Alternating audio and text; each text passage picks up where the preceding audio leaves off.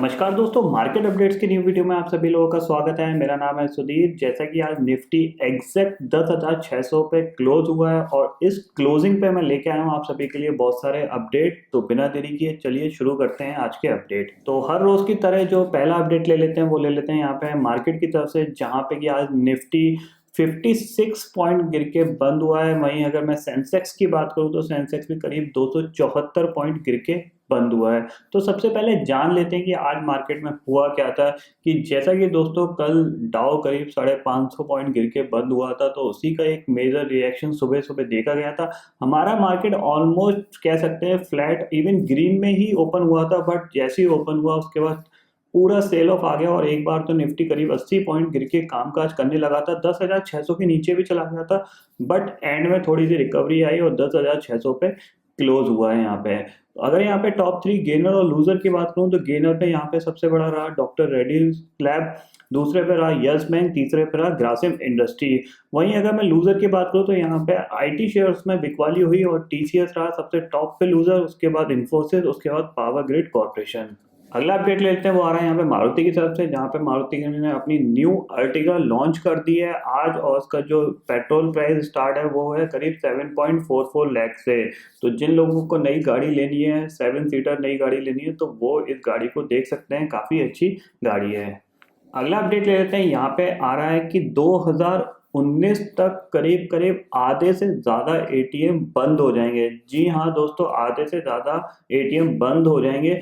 ऐसा मैं नहीं बोल रहा हूँ, यहाँ पे एक रिपोर्ट आई है कि जहाँ पे कि जो बेसिकली जो एटीएम ऑपरेटिंग कंपनी जो होती है उनकी जो कॉस्ट होती है वो अब थोड़ी सी बढ़ने वाली है because of new rules and regulation यहाँ पे आने वाले हैं। तो उन रूल रेगुलेशन की तरफ से जब यहाँ पे लगेंगे तो यहाँ पे इनकी जो कॉस्ट है वो बढ़ती हुई दिखाई देगी, जिसके चक्कर में इन्होंने क्लियरली कंपनियों ने बोल दिया है कि हम फिर एटीएम ऑपरेट नहीं करेंगे। जहाँ पे भी प्रॉब्लम्स आएंगे वहाँ पे हम एटीएम शट डाउन कर देंगे, क्योंकि अब हमारे पास एक्स्ट्रा कॉस्ट बेयर करने के लिए कोई ऑप्शन बचा ही नहीं है। एक ही शर्त दी है उन्होंने कि जो बैंकें हैं वो अगर ये जो एक्स्ट्रा कॉस्ट बढ़ेगी अगर वो बेयर करती है बैंक, तभी ये एटीएम रन होंगे, अदरवाइज नहीं होंगे। तो देखते हैं 2019 तक कैसा यहाँ पे माहौल होता है और कैसे नए रूल रेगुलेशन आते हैं, क्योंकि यहाँ पे जब रूल रेगुलेशन चेंज होंगे तो सिंपल सी चीज़ है, आजकल आप एटीएम मशीन देख रहे होंगे कि काफ़ी एडवांस मशीन्स आ गई हैं। इवन बहुत सी मशीन में तो बायोमेट्रिक, टच स्क्रीन, ये सारी चीज़ें आप एडवांस लेवल की, एचडीएफसी में खासकर तो बहुत सी एडवांस लेवल की मशीन्स यूज हो रही हैं आज तक। तो इनकी कॉस्ट भी बढ़ रही है जो एटीएम ऑपरेट कर रही है वो कंपनी की, तो और ज़्यादा बढ़ेगी। तो उन्होंने क्लियरली मना कर दिया है कि अब हम नहीं चलाएंगे, बंद कर देंगे। अगर बैंक बेयर करेगी जो एक्स्ट्रा कॉस्ट होगी तभी चलेंगे। तो देखते हैं मार्च 2019 तक कैसा इफेक्ट पड़ता है। अगला अपडेट ले लेते हैं, वो आ रहा है क्रूड ऑयल की तरफ से, जहाँ पे कि रात में करीब 6% क्रूड ऑयल गिर गया है और $63 पे काम कर रहा है। जैसा कि मैंने आपको बता दिया था कि 60 तक आराम से जा सकता है, तो वैसा ही यहाँ पे होता हुआ दिख रहा है और यहाँ पे 6% की गिरावट क्रूड ऑयल में बढ़ गई है। हमारी इकोनॉमी के लिए काफ़ी पॉजिटिव चीज़ है ये गिरावट में।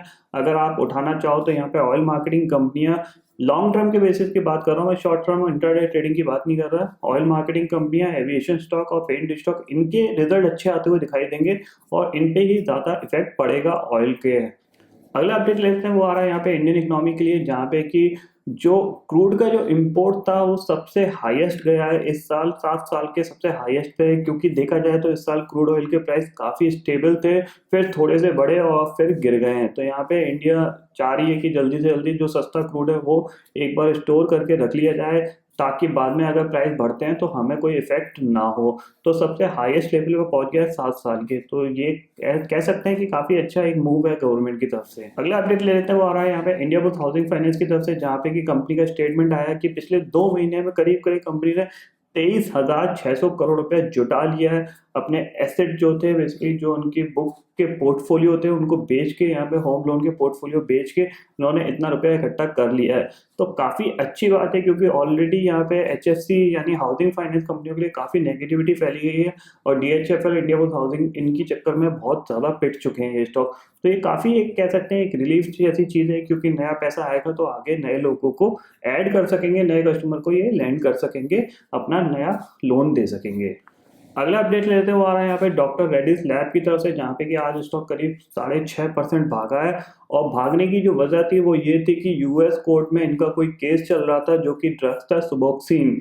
इसको वो केस जीत गए हैं और अब यूएस मार्केट में ये सुबोक्सिन को बेच सकते हैं।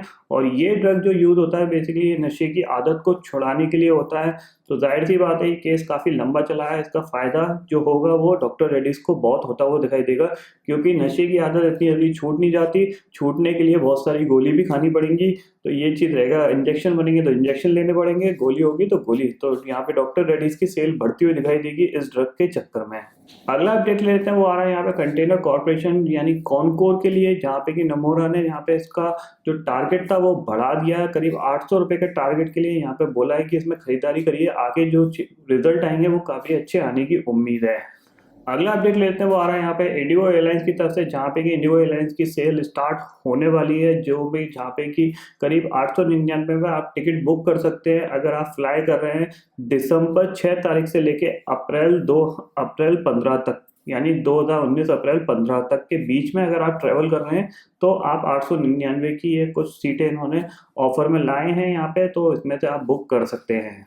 अगला अपडेट ले लेते हैं, यहाँ पे आ रहा है जेट एयरवेज की तरफ से, जहाँ पे कि जेट एयरवेज की तरफ से एक स्टेटमेंट आया है, जो कि गोयल्स हैं बेसिकली जो अभी करंटली जो 51% स्टेक होल्ड करते हैं। अब उन्होंने जो बात थी टाटा से, तो यहाँ पे कुछ चीज़ निकल नहीं पाई है। अब वो गए एथिहाद के पास, जहाँ पे एथिहाद से वो बोल रहे हैं कि वो कुछ पैसा दें ताकि एयरलाइंस रिवाइव हो सके, और जो ऑपरेशंस इनके यहाँ पे जो डेली फ्लाइट कैंसिलेशन हो रही है काफ़ी ज़्यादा, तो वो कैंसिलेशन कम हो और एक बार कंपनी दोबारा से उभर के मार्केट में आ सके। अगला अपडेट लेते हैं, यहाँ पे आ रहा है कि पर्सनल कंप्यूटर का जो बेसिकली यहाँ पे सेल्स है इंडिया के अंदर, जो ग्रोथ है वो करीब 20% के हिसाब से क्वार्टर एंड क्वार्टर बढ़ी है, और करीब करीब इस साल इस क्वार्टर में कह सकते हैं 2.7 मिलियन पर्सनल कंप्यूटर सेल हुए हैं। तो ध्यान रखिए उन कंपनियों में जो कि पर्सनल कंप्यूटर से रिगार्डिंग शिपिंग हो गया और भी चीज़ें जो पार्ट्स वगैरह बेचते हैं, तो उन पर ध्यान रखिए, तो काफ़ी अच्छा मोमेंटम रहेगा उन कंपनियों पर। अगला अपडेट ले रहे थे, वो आ रहा है यहाँ पे ओएनजीसी की तरफ से, जहाँ पे ओएनजीसी ने अभी तक का सबसे बड़ा all time high gas production किया है, वो है करीब 70 million standard cubic meter per day. तो ये बेसिकली गैस को नापने की यूनिट है कि जितनी गैस निकाली जाती है वो नापने की यूनिट है, और 17 मिलियंस। तो कह सकते हैं कि आगे जो फ्यूचर है वो गैस का ही है, और ओएनजीसी जैसी कंपनियां इनमें लीडर हैं निकालने में गैस जो कि जमीन के अंदर से निकलती है। अगला अपडेट ले लेते हैं, वो आ रहा है यहाँ पे आईटी कंपनी की तरफ से, जहाँ पे यूएस में कंटिन्यूसली आईटी कंपनियों की जबरदस्त पिटाई के चलते यहाँ पे इंडिया में भी टीसीएस इन्फोसिस जैसी कंपनियों की जबरदस्त पिटाई हो गई है। एक ग्लोबल ग्रोथ स्लो डाउन का यहाँ पे इफेक्ट आ रहा है, इसके चलते यहाँ पे इंडिया में भी जिन लोगों के पोर्टफोलियो में प्रॉफिट दिख रहा है आईटी कंपनीज में, वो इस माल को डंप कर रहे हैं स्टॉक मार्केट में, वो नहीं रखना चाहते अपने पोर्टफोलियो में। इसके चलते यहाँ पे टीसीएस और इन्फोसिस के स्टॉक आज 3-3% गिर के बंद हुए हैं। तो फिलहाल दोस्तों आज के अपडेट इतने थे, आई होप ये अपडेट आपको पसंद आएंगे। वीडियो पसंद आता है तो लाइक और शेयर जरूर करिएगा, और चैनल को जरूर सब्सक्राइब कर लीजिए, क्योंकि मैं सुधीर लेके आता रहूंगा हर दिन आपके लिए नए नए वीडियो। इसी के साथ शुक्रिया दोस्तों, जय हिंद।